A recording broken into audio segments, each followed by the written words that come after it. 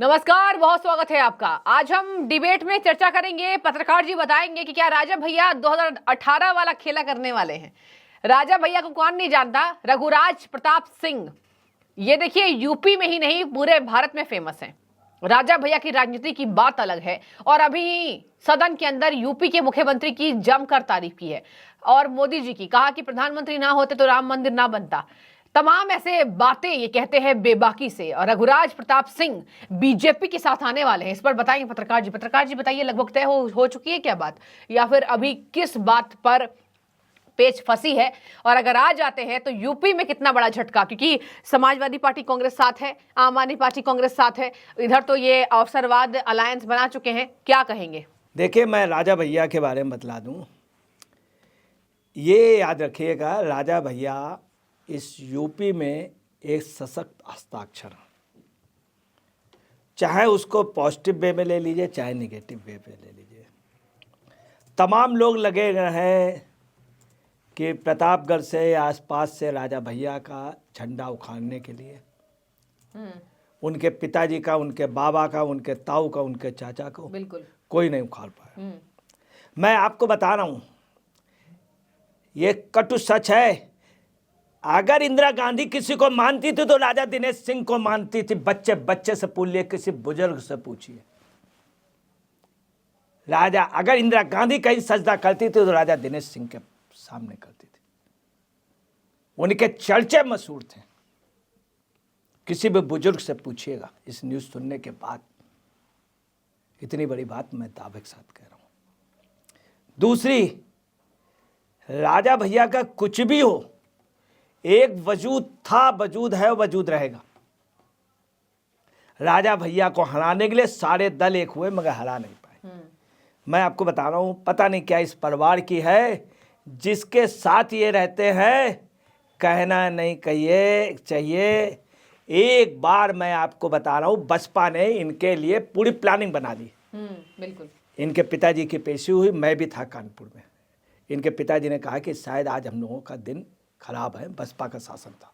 वो वहाँ के जेल पे थे, टाडा में। तो उस समय की मैं आपको बात बता रहा हूँ। उसी के बाद में एक बहुत बड़े अधिकारी का फ़ोन आता है, हैलट में वो एडमिट होते हैं। उस समय बसपा के टॉप लीडर ने कहा था, जब विरोध में था, कि राजा भैया की यारी और शेर की सवारी। ये बात बसपा के टॉप लीडर ने कही थी और मैडम से कही थी। इसी कारण बसपा के कुल लीडर, जिन्होंने बाकायदे रैली कराई, रैली के बाद सारा सिस्टम जो होता है, रैली के बाद पेमेंट किया सबका, और उसके बाद बीजेपी में आ गए। बीजेपी के आज टॉप पोस्ट पे, गवर्नमेंट पे। माफ़ कीजिएगा, एक कटु सच बोल दिया राजा भैया के बारे में। तो कुछ है इस परिवार में। मैं आपको बता रहा हूँ, मैंने खुद आंखों से देखा। राजा भैया के पिताजी वहाँ के बुजुर्गों उनको इतने मतलब इस तरह से प्रणाम करते हैं, झुक करके पूछन, उनकी क्रेडिट को खा रहे हैं राजा भैया। ये कटु सच है। अब रहा दबंगी की बात, वो भी कुछ हद तक जायज है, सच है, मगर ऐसा भी नहीं कि आम लोगों के साथ हो। ऐसा भी नहीं है राजा भैया के उसमें। इसीलिए मैं आपको बता रहा हूं, हर चीफ मिनिस्टर उनके खिलाफ आया, कुछ नहीं कर पाया। मुलायम सिंह आए, कल्याण सिंह आए, मायावती आए, बहुत जबरदस्त ढंग से आए, कुछ भी नहीं कर पाए। मायावती जिसके साथ ही रहते हैं, ये लोग कहते हैं उनके विपक्षी, राजा भैया की यारी और शेर की सवारी। मैं 2018 के एग्जाम्पल बता रहा हूँ। 2018 में सपा राज्यसभा जीत रही थी। राजा भैया मुलायम सिंह और अखिलेश जी को बहुत मानते थे, बहुत मानते थे। और एक समय क्या हुआ कि एकदम से मुलायम सिंह ने सारी गाड़ियां, कई 50-60 गाड़ियां ले जाके मुलायम सिंह के यहाँ, अखिलेश से इनकी चल रही थी। अखिलेश चीफ मिनिस्टर थे। अब अखिलेश भी सख्ते में आगे, नेताजी की गाड़ी आगे, उन्होंने गाड़ी उनके यहाँ घुसेड़ दी। सारी गाड़ियां, अखिलेश खैर उतरे मुख्यमंत्री होके, बोले चलिए अंदर चलिए। राजा भैया के यहाँ मुख्यमंत्री काफिले के साथ मुलायम सिंह के साथ जाए, इसका मतलब मुलायम सिंह उनको समझते थे। अब राज्यसभा की जब बात आई तो मुलायम सिंह जी, ये राजा भैया इनके अखिलेश के साथ थे, और राजा भैया ने वोट बीजेपी को दे दिया और बीजेपी जीत गई। बीजेपी जीत गई। कभी कभी ऐसा भी हुआ है कि राजा भैया ने या इनके फादर ने ये नहीं देखा सत्ता कौन है। मगर जिसको सपोर्ट कर दिया वो राज्यसभा जीत गया या प्रतापगढ़ आसपास जीत गया। वहाँ से एक विधायक थे राजा राम पांडे विधायक रहे, मंत्री रहे। उनको राजा भैया का परिवार इतना इज्जत करता था, सम्मान। एक बार एक घटना की सूचना मिली, तुरंत राजा भैया के पिताजी और राजा भैया के भाई गए। उन्होंने कहा कि मैंने ऐसी सी बात सुनी, अगर मेरे किसी आदमी से गलती हुई हो तो बोले नहीं ऐसी कोई बात नहीं। रत्ना सिंह से मेरे सामने राजा भैया की लड़ाई हुई। हाँ। चुनाव में आमने सामने। मगर आपको बताना है कि रत्ना सिंह जब गाड़ी से उतरी हैं तो राजा भैया ने अपने आदमी को कहा पीछे हटो, समझा करो, वो मेरी रिश्तेदार भी हैं, एक महिला है। और रत्ना सिंह ने राजा भैया को सुनाया और राजा भैया सुनते रहे। उसके बाद मैं बता रहा हूँ, जब राजा भैया अपने घर पे गए तो उनके फादर ने एक ही बात पूछी, तुमने कुछ कहा तो नहीं? तो बोले मैंने कुछ नहीं कहा, वही बोल रहे थे, हम तो चुप थे। ये भी राजा भैया में एक वो है, तमाम जगह राजा भैया अपने बुजुर्ग की सुनते हैं। यही एक वजह उनकी, यही अदा उनको। अब आपको बताना है बीजेपी में क्या होगा। राजा भैया के पास इन्होंने काफी एमएलए लड़ाए थे। हाँ। 10-12 जगह इनके लोग हैं। 2 विधायक जीतते हैं, आज तक कोई नहीं हरा पाया। बिल्कुल। मैं आपको बता रहा हूँ, नोट कर लीजिए, जिस सेठ को टिकट मिली है उस सपा का नेता था। और 10 सीटें हैं, 10 में से 3 सीटें कायदे से सपा की होनी चाहिए वोटिंग के हिसाब से, और बीजेपी के साथ होनी चाहिए 8। मगर राजा भैया जो हैं वो उनके साथ चले गए। किनके साथ चले गए? निश्चित तौर पे एनडीए के साथ, योगी के साथ, मोदी के साथ। ये राजा भैया का शुरू से रहा है इस परिवार का। अगर किसी ने कुछ काम अच्छा किया मोदी के लिए, राजा भैया ने अभी जो सदन में बोला है वो एक ऐतिहासिक बोल दिया, लोगों को याद है। उन्होंने कह दिया उस पुजारी को मैं धन्यवाद देता हूँ, कुछ भी हो उनका, हम उसको रिलीजियस पॉइंट ऑफ व्यू, मगर उन्होंने कहा, ठीक है, एक बात कहनी। आपको बता रहे ये जो है राजा भैया, ये राज्यसभा में जो है और वहाँ पे एनडीए को सपोर्ट कर रहे हैं। अब आपको बताना है उस दिन जो सबसे बड़ा ड्रामा होगा, हमेशा रिकॉर्ड है इस परिवार का, जब कोई बैटल होती है युद्ध में, उस समय राजा भैया के पिताजी, इनके पहले टीएन सिंह जी, राजा दिनेश सिंह जी, इनका इतिहास था, वो जाते थे जिधर वो खड़े हो जाते थे उधर। मैं आपको बता रहा हूँ, इंदिरा गांधी एक बार कमजोर पड़ी इलेक्शन में, राजा दिनेश सिंह गए, उन्होंने ऐसे कर दिया रायबरेली में, और जब जीप से ऐसे किया तो इंदिरा गांधी का पूरी विधानसभा इंदिरा गांधी को, जहां से हार नहीं थी। ये इनका रहा इस परिवार का।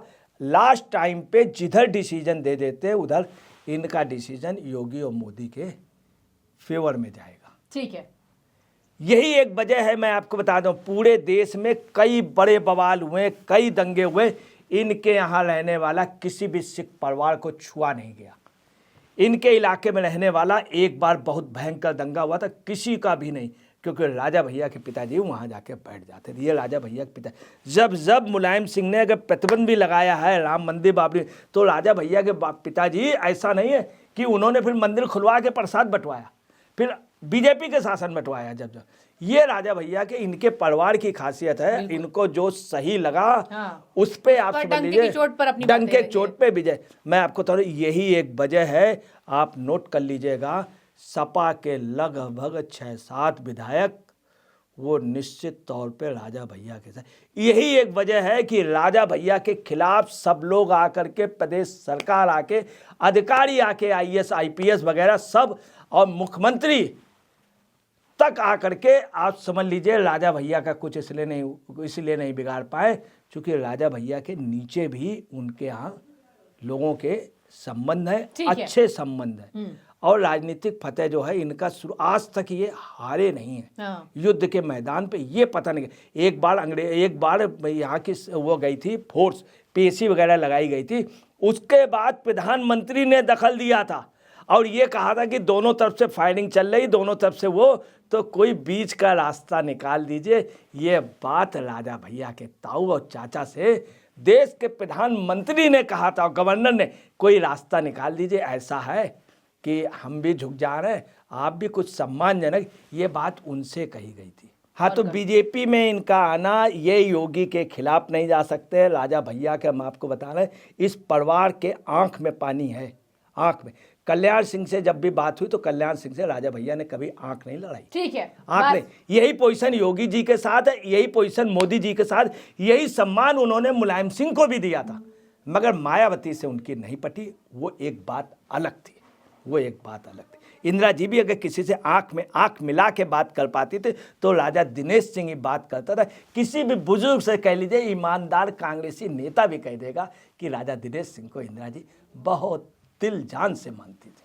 तो अखिलेश यादव को मिर्ची लगी है जब से भूपेंद्र चौधरी ने राजा भैया से मुलाकात किया है। आपने कहानी उनकी सुन ली, वीरता की भी कहानी है, और राजा भैया का देखिए दबदबा है। अभी भी राजा भैया, उन्हें पेट नेम्स इसलिए बुलाया जाता है क्योंकि उनके परिवार का कितने सदियों पुराना यूपी में दबदबा रहा है। प्रतापगढ़ में घोड़े पर सवार राजा भैया की हर चैनल आधे घंटे की डॉक्यूमेंट्री बनाते हैं। ये है राजा भैया की महत्वता और ये है राजा भैया की ताकत, जो कि बीजेपी के कई नेताओं से काफी आगे है। पत्रकार जी, मैं ठीक कह रही हूँ, बीजेपी के कई नेताओं से आगे है राजा भैया। अब देखने वाली बात होगी, ताकत है यूपी के, तो समाजवादी पार्टी भी खिसकाना चाह रही है, बीजेपी भी।